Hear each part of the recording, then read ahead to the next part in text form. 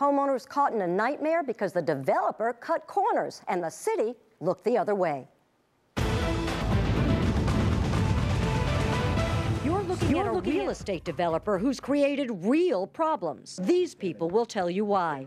I'm absolutely devastated. We invested in the end run of housing in New York City. We sunk every single dollar that we have into this place. 72 families bought condominiums on Spencer Street in Bedford-Stuyvesant from Mendel Brach. We're really at the mercy of these developers. Their investment, their homes, and their future are in jeopardy because developer Mendel Brach and his partners built dangerous, defective condominiums and walked away with about $25 million.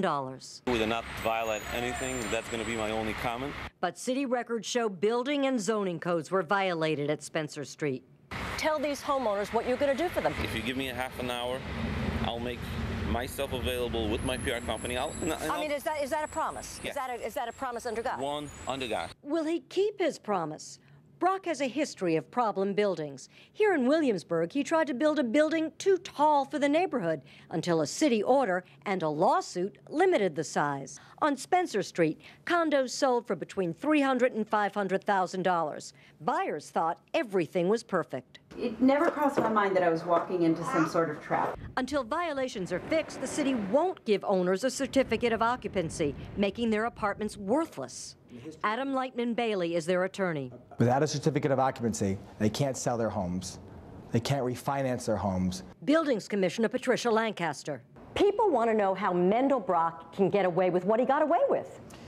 That is the same question that we are asking ourselves. Records show city inspectors signed off on Spencer Street at every step. They didn't notice that the building was 4 stories too high when they came to inspect. Why didn't inspectors catch the safety code violations before the temporary certificate of occupancy was given? I don't know the answer to that question. City Councilman James Vacco is pushing for closer supervision. The city is in the middle of a record construction boom, with more than 84,000 permits for major construction issued in 2006.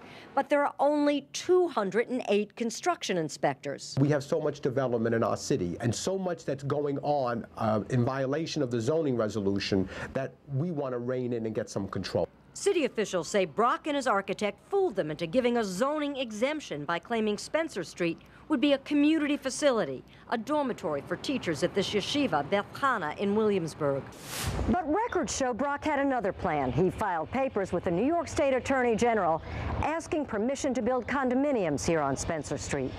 Brach signed documents swearing his plans were true. The Department of Buildings let homeowners buy and move in. Where are the checks and balances? Where are the systems that are set up to protect people? A temporary certificate of occupancy meant owners like Sarah and Michael could live in their apartment. A year later, inspectors said the buildings were unsafe and owners would have to move out. Ansley Jones is an owner with an out-of-town job offer. I'm frozen, basically. I can't take a new job. I can't sell the apartment I'm in. The condo owners did enter into an agreement with Brach to have things fixed. The deadlines in that agreement have come and gone. The developer is a bad person, and they have thwarted us at every turn. That's why we're trying to get the straight story from Mendel Brach. Remember, at 7:30 a.m., he promised to call in a half an hour. He never did. 6 hours later, we followed him from his Brooklyn office through Queens to Manhattan and back to Brooklyn. What happened? You said you were going to do an interview with us. What happened? I don't understand why we have to do this. Mr. Brach, because we're here on behalf of the people, the homeowners at Spencer Street, who are now stuck with apartments that they cannot sell, who have been begging you for 3 years to make the corrections to the violations that you caused. They bought apartments in good faith from you, and you acted in bad faith, they say. Boxed in, Brach got out of his car. I have an attorney. He advised me not to respond. You have to appreciate it. Does Mendel Brach develop outside of the law? Are you flouting the laws? I already told you. The answer is no. But that's not what the owners on Spencer Street say. We're all continue to be victims and have no freedom, have purchased something that's worthless right now and have no freedom to move or move on with our lives. Now, since we began this investigation, the lawyer for the condominium owners says Brach appears more serious about negotiating to make those repairs.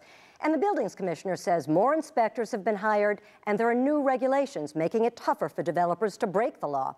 I'm Barbara Nevins-Taylor, My 9 I-Team.